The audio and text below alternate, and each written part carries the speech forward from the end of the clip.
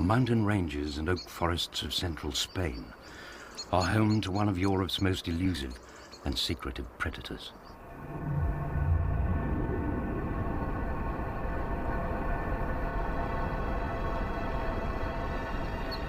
As twilight settles on these ancient forests, they wake to a changed world of sound and shadow.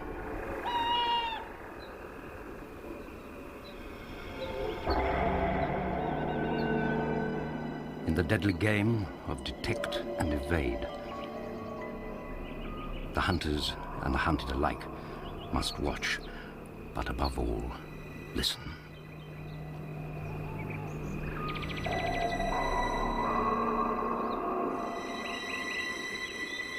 The genet is a mysterious, graceful animal that's neither cat nor mongoose. Few people have even glimpsed it, yet in parts of Spain the genet is relatively common. The genet slips through a dim world of moonlit branches, a raider of the night.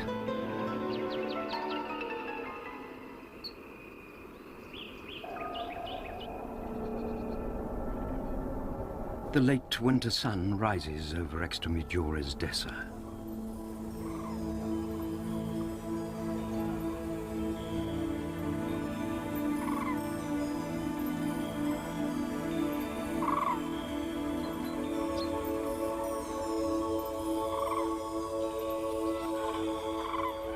These Mediterranean woodlands, managed for centuries for cork bark and acorns, provide food and shelter for many migrants.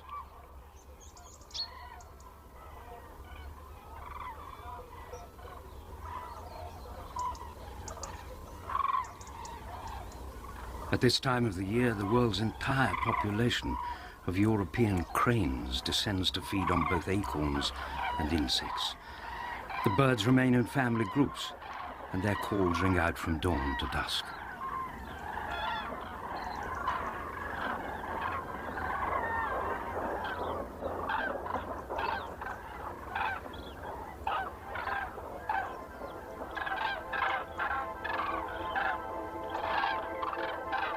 Today's cranes have been flying over this wild landscape since the Ice Age. It's more reminiscent of Africa than Europe, and it was from North Africa that the genets arrived during the Arab invasion 1,000 years ago. They flourished and spread very quickly amid the rocky outcrops and dense vegetation. Surprisingly large areas of semi-wilderness still remain in Spain, and it is amongst the tall deciduous trees and dense scrub of such a woodland that genets still thrive today. It is rare to catch a glimpse of a genet during the day. In Spain, its nearest relative is another immigrant from Africa, the Egyptian mongoose. The two animals are very different. The mongoose has a rat-like appearance. Its tiny eyes, small ears and short, strong claws are better suited to digging out rabbit warrens. It is a daylight operator.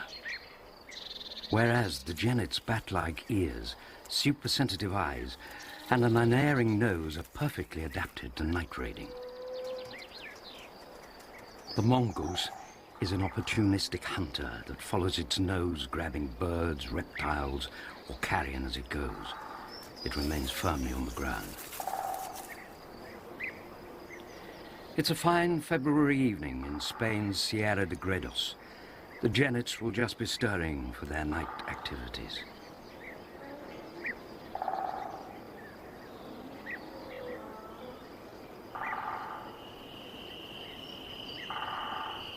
As a hunter's moon rises through the hazy atmosphere, a male genet scans the night sounds.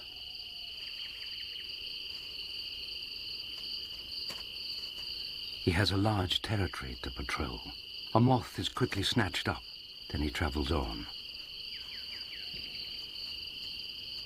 To keep rivals away, he may need to cover as much as 20 kilometers per night. A rustling in the grass betrays his favorite meal, a wood mouse.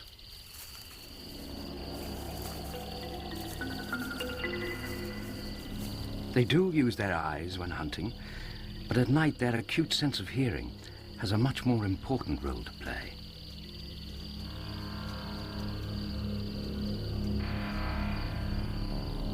In winter, wood mice abound, living off their stores of acorns. At this time of the year, they form around 80% of the genet's diet. They are no match for the predator's speed and agility.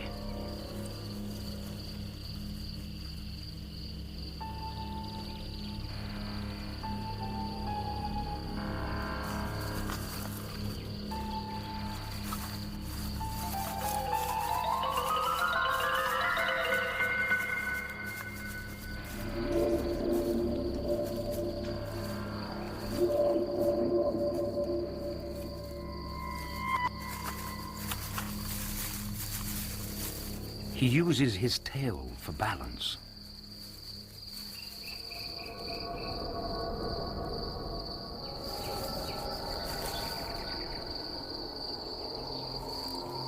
A genet usually hunts down and seizes his prey in one swift move. But sometimes he has to wait patiently by a hole for the mouse to re-emerge.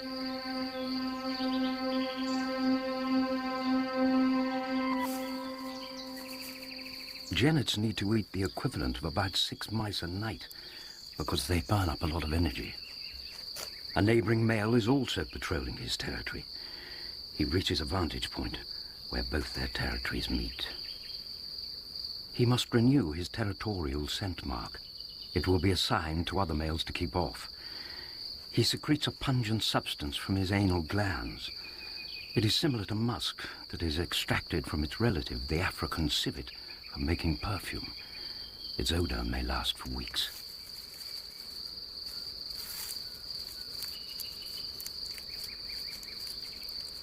The first male, having finished his mouse, becomes aware of the other one and climbs to get a better look.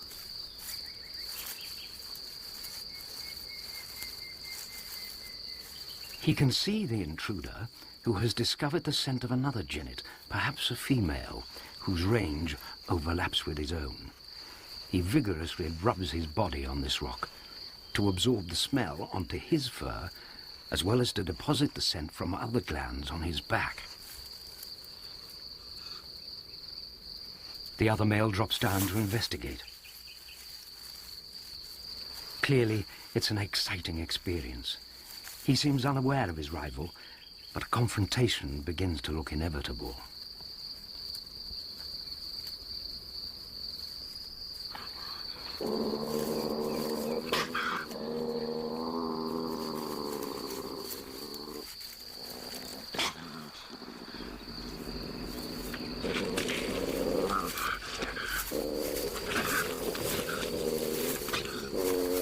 There's little contact, but a lot of noise. The arched back, sideways stance, and raised fur all serve to exaggerate the male genet's size.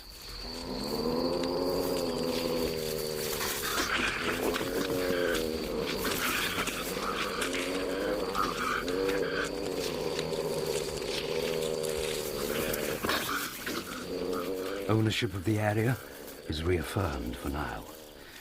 Territories change with the seasons and the availability of food. Genets are creatures of habit, even to the extent that several may share a communal latrine over the course of many years. It's a good way of finding out who else is in the neighborhood.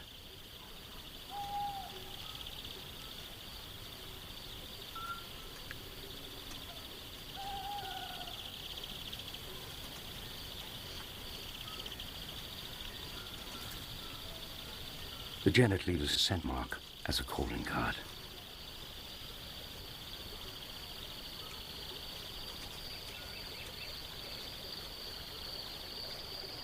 These latrines are very often all the people ever see of the genet, even to people who come here every day, like the local goat herder. They are the only clue to their presence.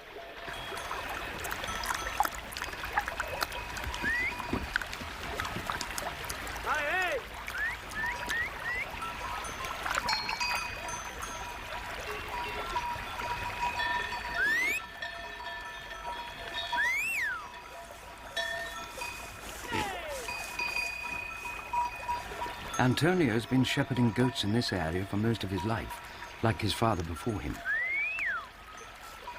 And he's yet to see a live Genet.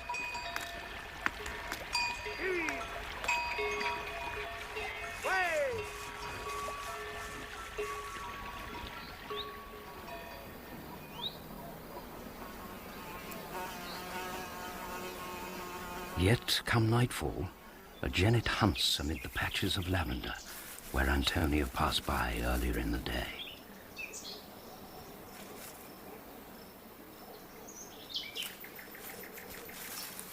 The spring flowers attract a host of insects, especially moths.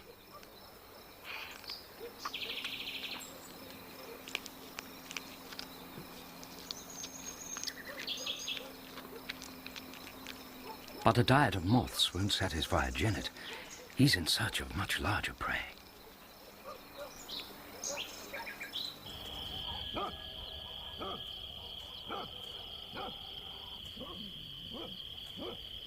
It could be that the Genet was introduced to Spain by the Moors to control pests, such as mice and rats. They are certainly at home around houses and farm buildings.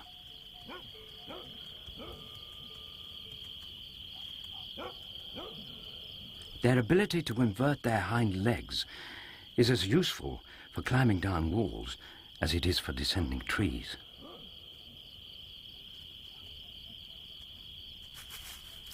They are excellent mousers, and this skill must have been greatly prized before cats were domesticated. The Genet is no match for a cat, so they were soon displaced.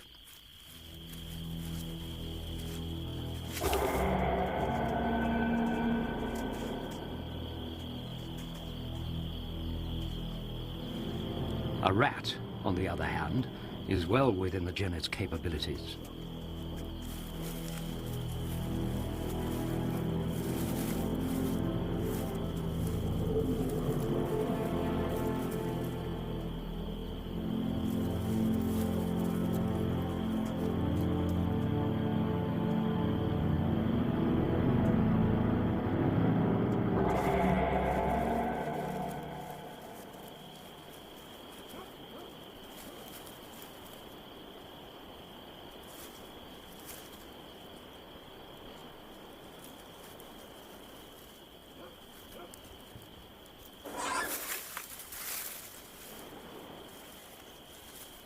The rat's pretty large, about a quarter of the predator's body weight.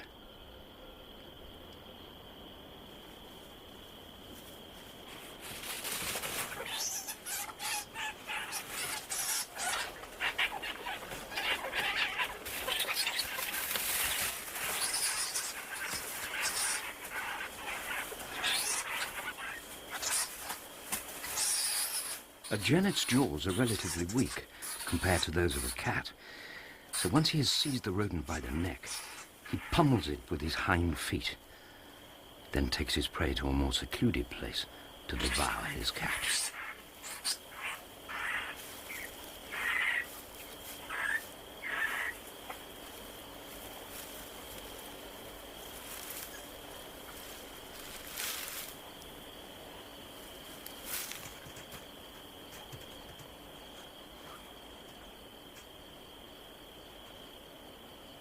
He's going to need all the energy he can get.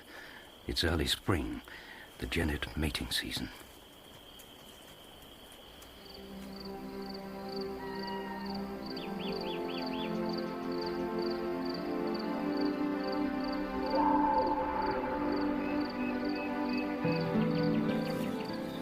A female Genet who shares part of the male's territory is now in season. Normally, she would avoid him, but her scent is drifting downwind and she's been discovered. He can sense that she is ready to mate and seeks her out. It's vital that he finds her tonight.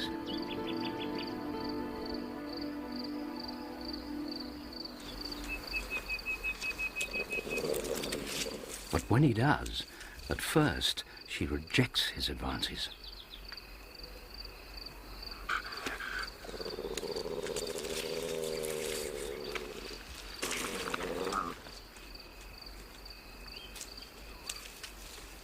But the mating season is short, only 2 days, so there's little time to waste.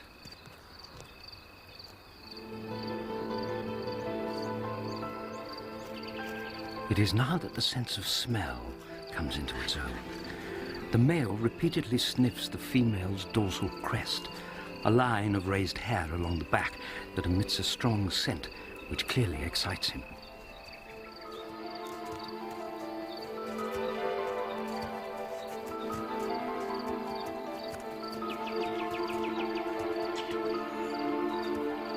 He'll continue to follow her for several hours and may mate with her several times.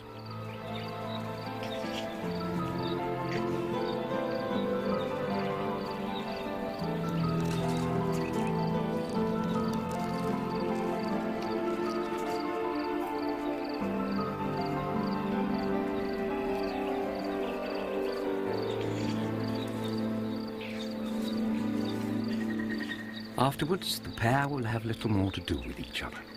If they meet again, it will be by accident.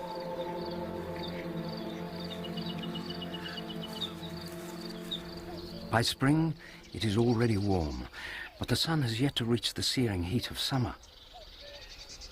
Open meadows are still lush and carpeted with ox-eye daisies and viper's bugloss. The grassland is a good hunting ground for the azure-winged magpie, which, like the genets, was also introduced. Portuguese sailors brought them back from China hundreds of years ago. A breeding colony have their nests in one of the oak trees.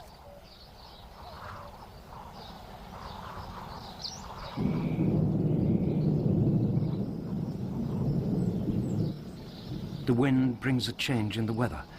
Sudden storms are typical at this time of the year.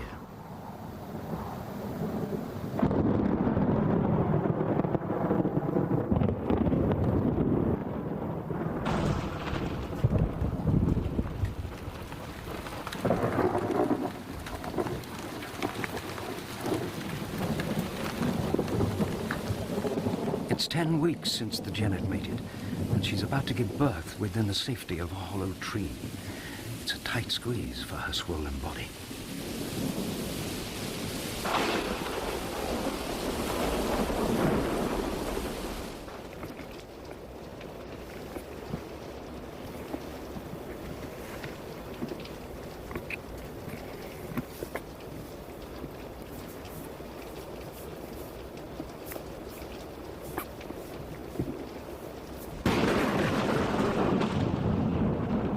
The young are normally born tail first and emerge blind and helpless.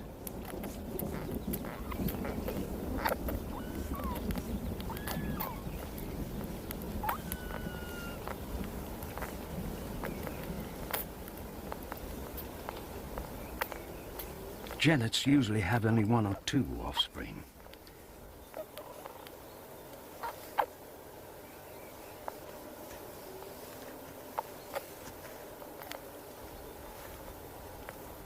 She washes the first kit as the second one emerges. She'll remain with them constantly for the first few days of their lives.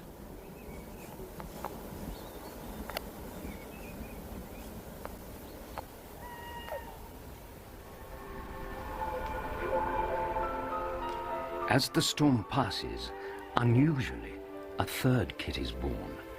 It won't be an easy job for her, with so many mouths to feed.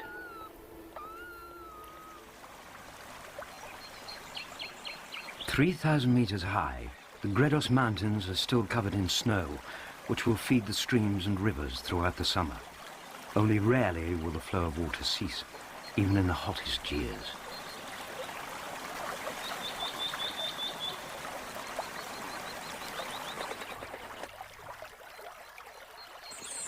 A family of great tits have nested inside a stone oak. They have lined their nest with some genet hairs from a nearby tree, where the genets have their den.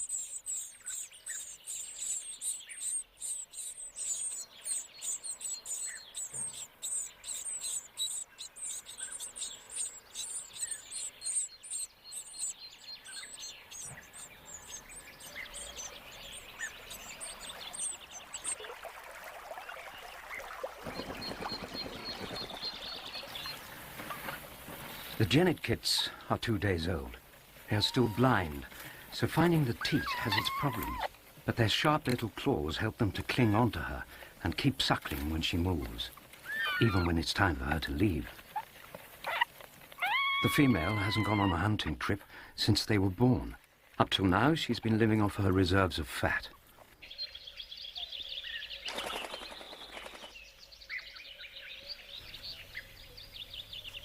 Already, the great tit chicks are leaving the nest.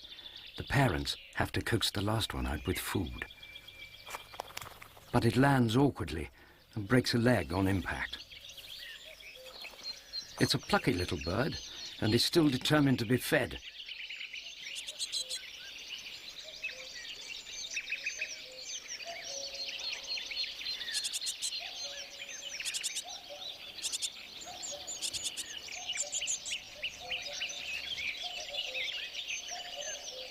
The mother comes down to feed it as usual and tries to administer her own first aid.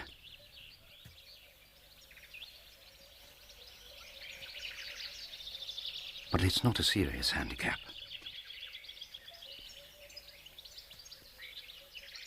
Meanwhile, the kit's eyes have opened, although their ears are still bent forward and not fully functional.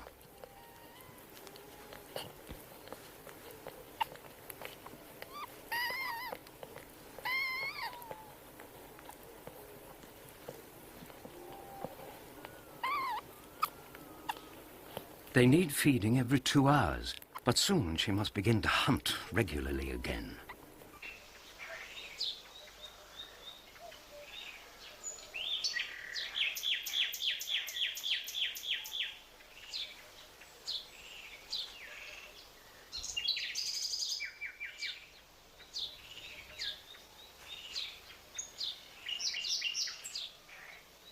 It's not yet quite dark when the great tits see her emerge and begin to call in alarm.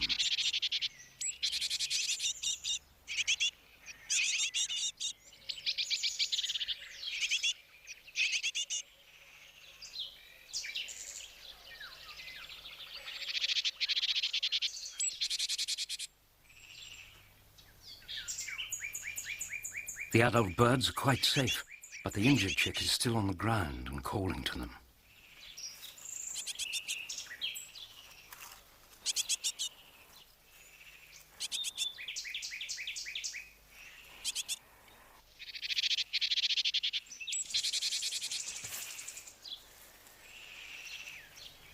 The chick's only chance is to remain perfectly motionless and silent. The genet hunts mainly by sound.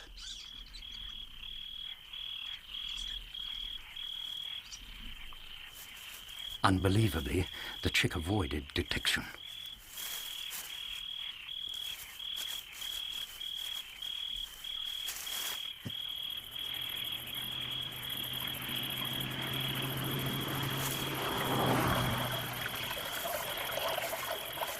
A road on a wet night is a productive, although often hazardous, hunting ground.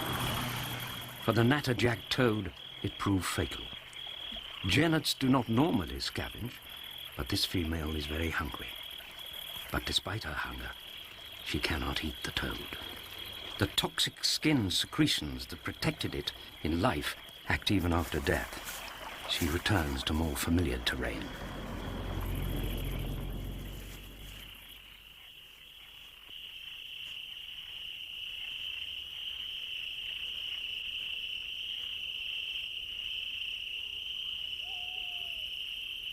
A garden dormouse would make an excellent meal,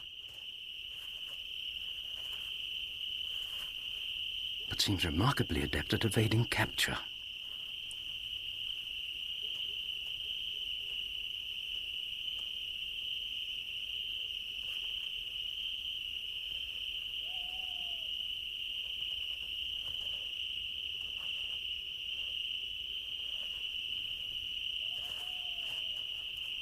Every night, the genet will need to catch enough food to provide sufficient milk for her 3 hungry kits throughout the day. Wood mice are far easier quarry and very common.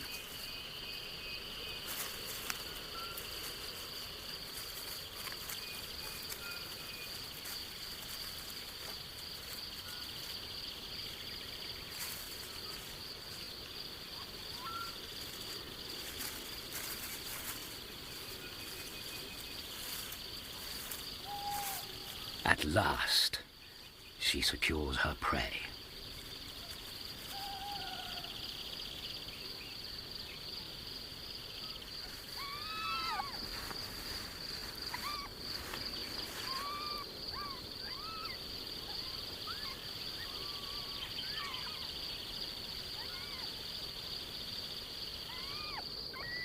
She returns to the nest to tend and feed her litter.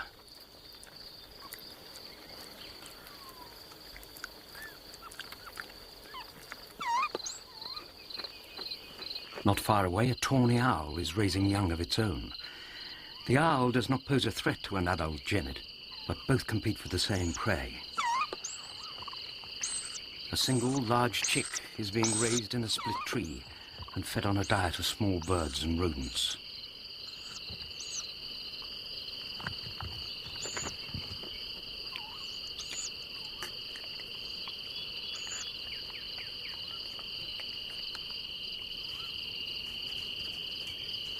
The dormouse is out of reach within its nest. It's only at risk when it ventures outside to feed.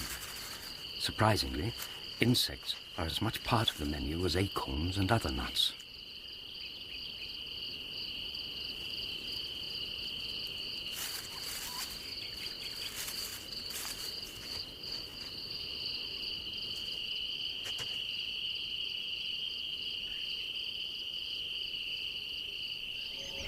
As the sun rises, the night shift beds down for the day.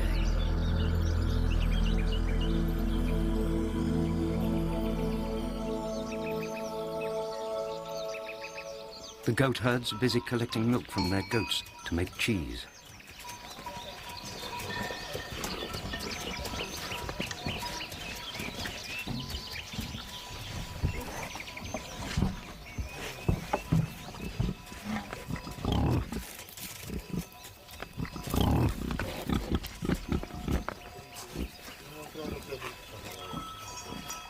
They soon discover that something has been at their cheese during the night.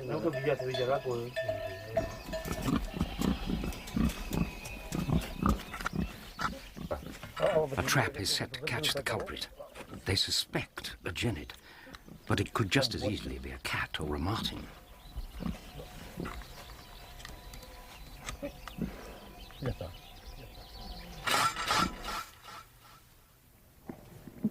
At 3 weeks old, the kits are not yet ready to accompany their mother, but they are getting restless and curious about the outside world.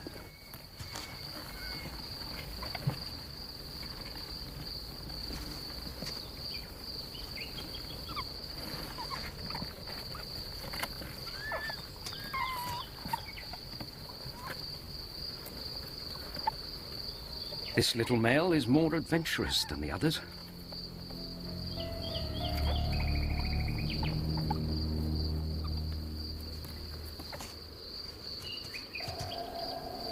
He is determined to follow her.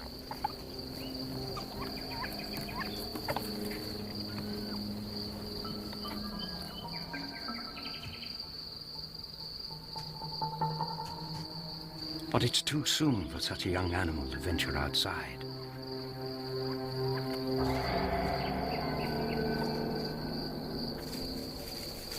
He's not so confident once on the ground and immediately calls to his mother.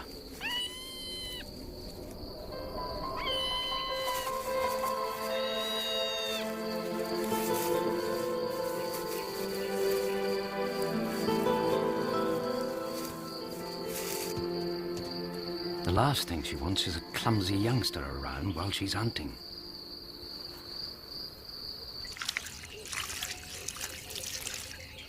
A new batch of goat's cheese is being prepared in a hut specially constructed over a stream to keep the cheese cool.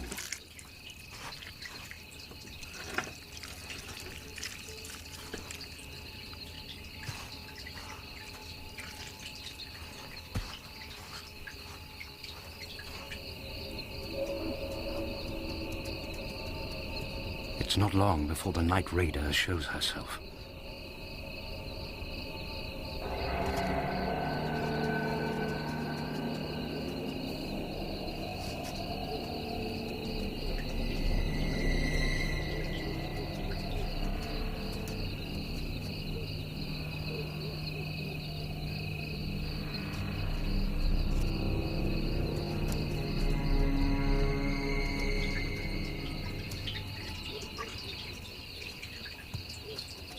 Genets are wary creatures and are very careful where they put their feet.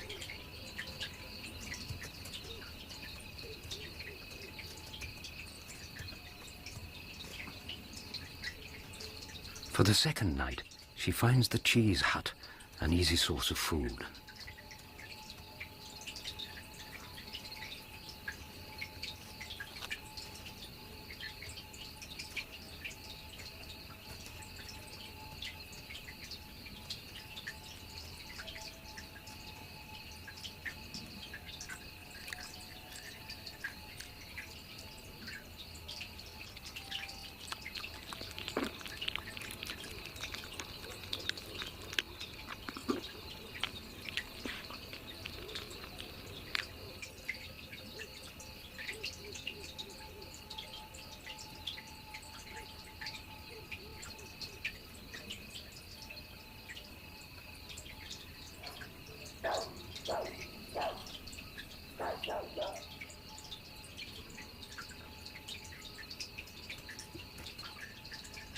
She leaves the hut as cautiously as she entered. It's almost dawn, and she must return to her den to spend the day sleeping and nursing her young. The identity of the night raider will remain a mystery. The goat herder's cheese has once again been nibbled.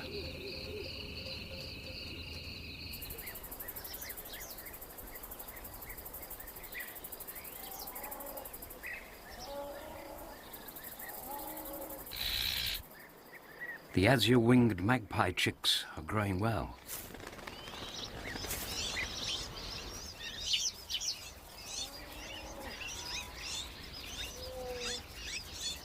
Both parents feed them on a diet of grubs and other insects. Great care is taken to see that all the chicks receive their fair share. He tries out each beak with a caterpillar to test which has the largest appetite. Feeding continues all day long.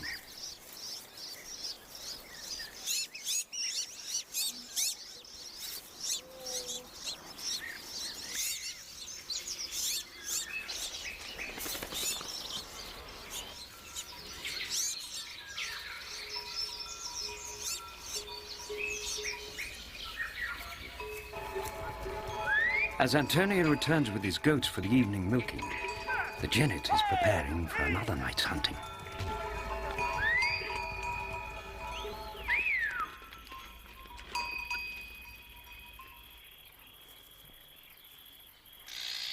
The magpies have spotted the danger, but there is little they can do. Their mobbing tactics and raucous calls have little effect on the Genet.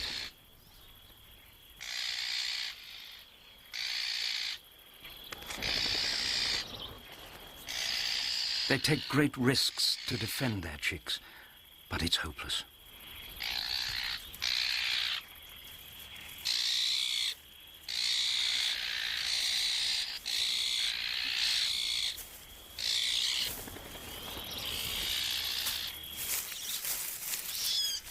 Only one of their chicks is lost.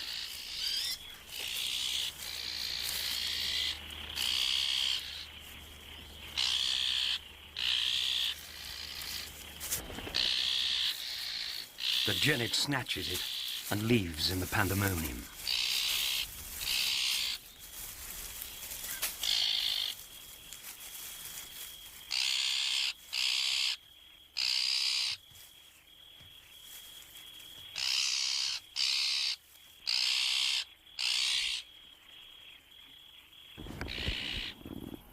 She returns to her nest to share her prize with her kits, who by now are taking solid food.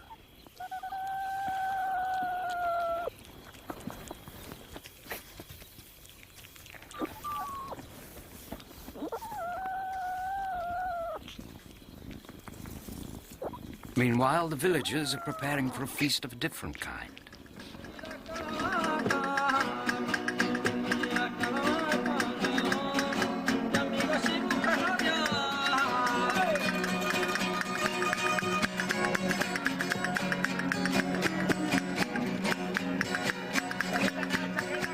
The celebrations start off at Antonio's home and then move into the town.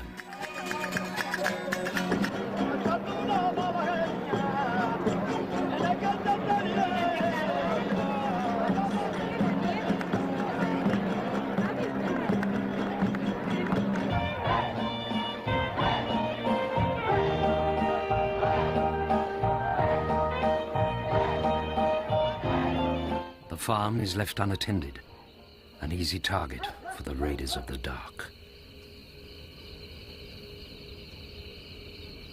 The Genet approaches cautiously. Dogs and cats are its mortal enemies. But there is something here worth stealing.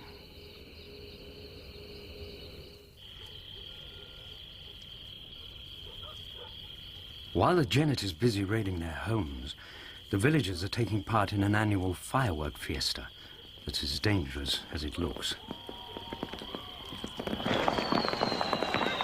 The aptly named Torre de Fuego, which means Bull of Fire, is now a tradition in Candeleda. The risk of charred clothes and the odd burns to arms and necks is considered well worth taking to run with the bull.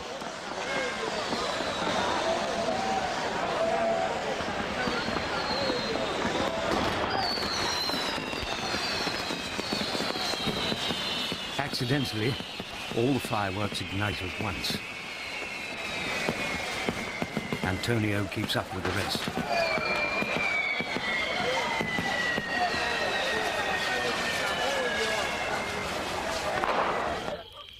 The Genet uses all its agility to raid grapes. It seems an unlikely food for such an adept hunter, but the fruit provides a valuable source of sugar and moisture.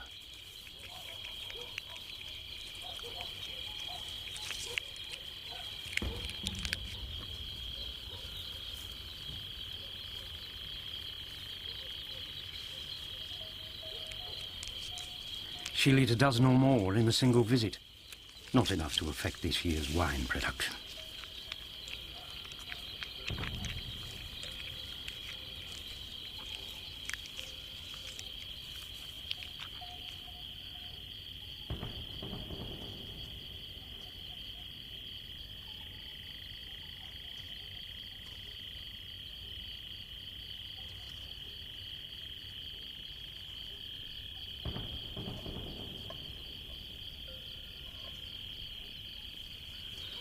The fiesta is reaching its spectacular finale in the bullring.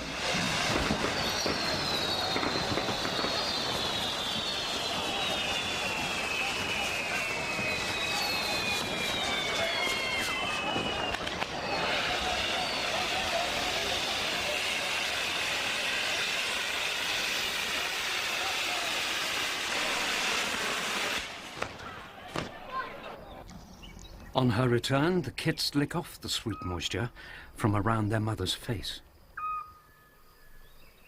They're getting ready to leave the den themselves for the first time.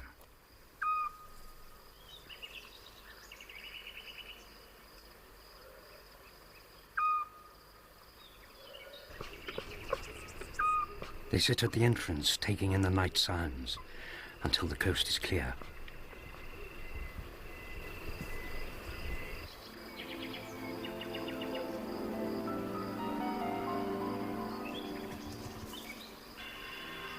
They seem a little reluctant, but soon get the hang of climbing headfirst down trees.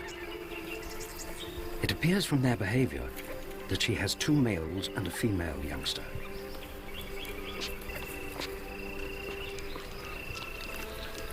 The males are more boisterous than their sister.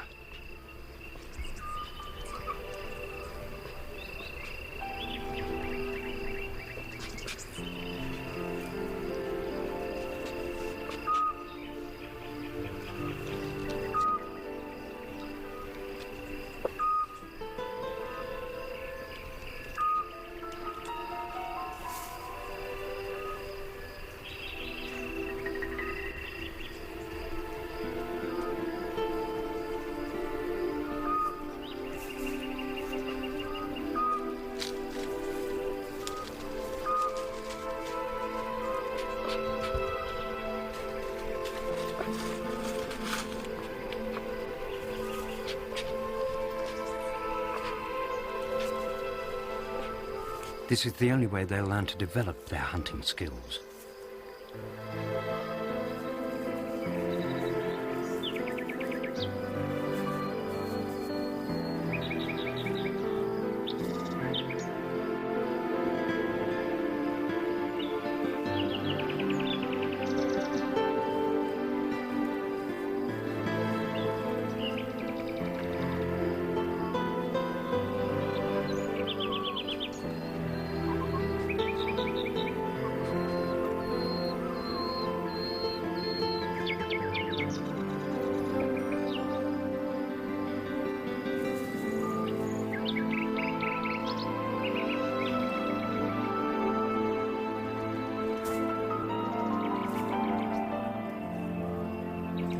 The female takes time out for a wash and uses her paws just like a cat.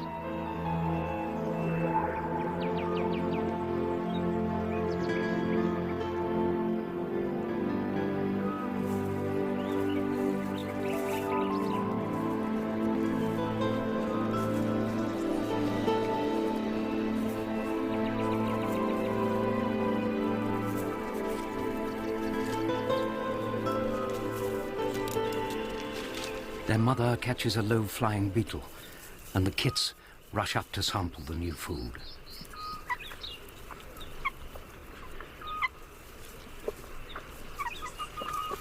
Life will not be easy for the family.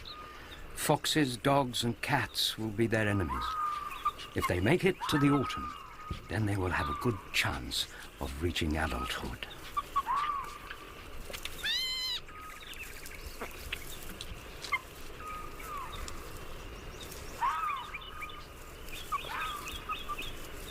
Eventually, the female decides that enough is enough, and it's time her kits return to the safety of the den. She picks up one, and the other two follow.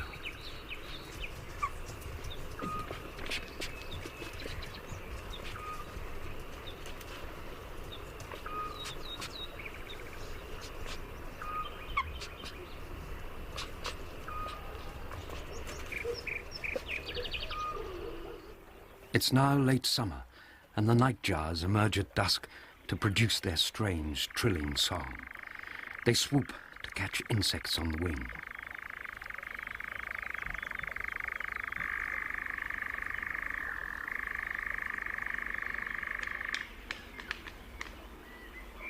The kits are now almost as big as their mother, and are starting to leave the den to accompany her on her nightly forays.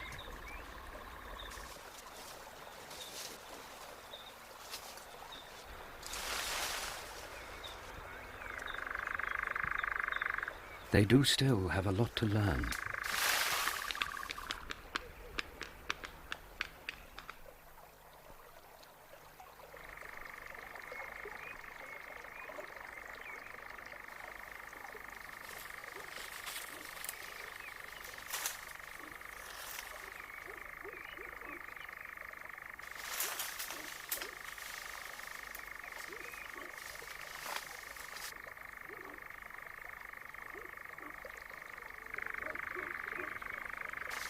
The youngsters are becoming increasingly bold and very adept at climbing.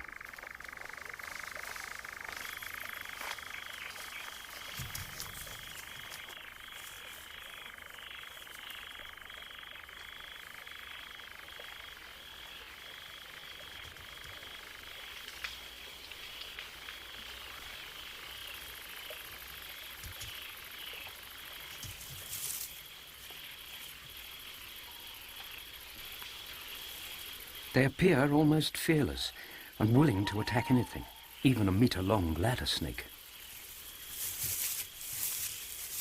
It's not venomous, but is still a formidable quarry.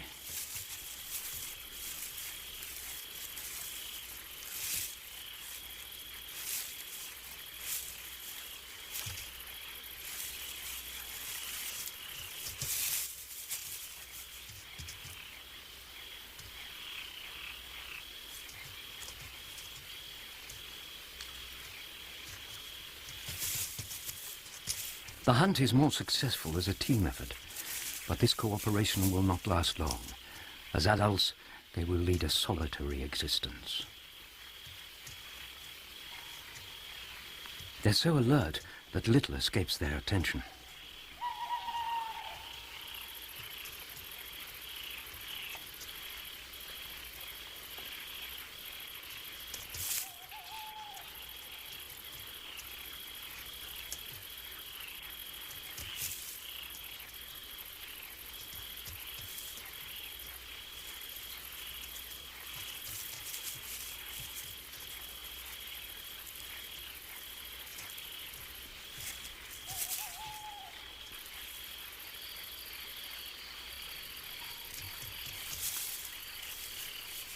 But it's wood mice that will form the biggest part of their diet, so it's these that they must learn to hunt.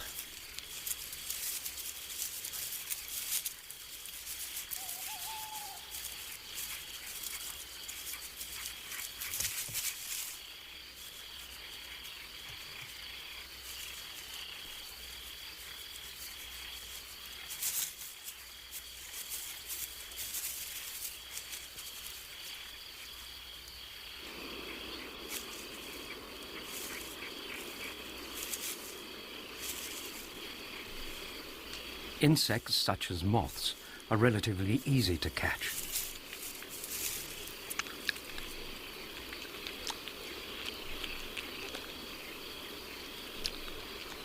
Blackberries are a useful source of moisture and sugar. And it was presumably from these that the genet developed its taste for grapes.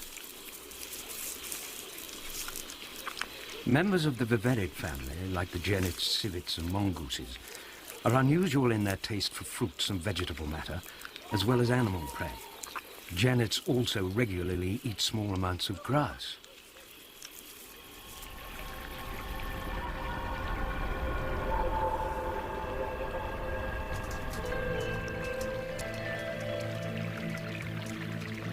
Some prey items are a little more difficult to overcome.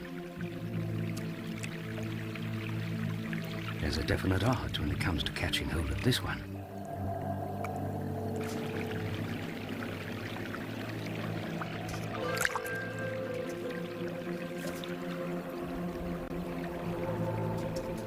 The rivers in this part of Spain are full of crayfish.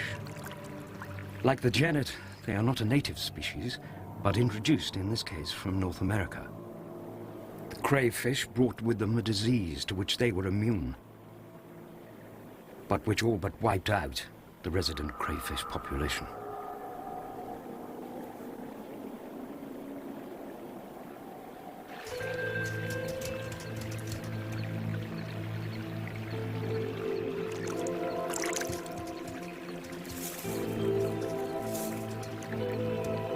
The American version is slightly larger and has stronger claws. A fact which the young genet learns to his cost.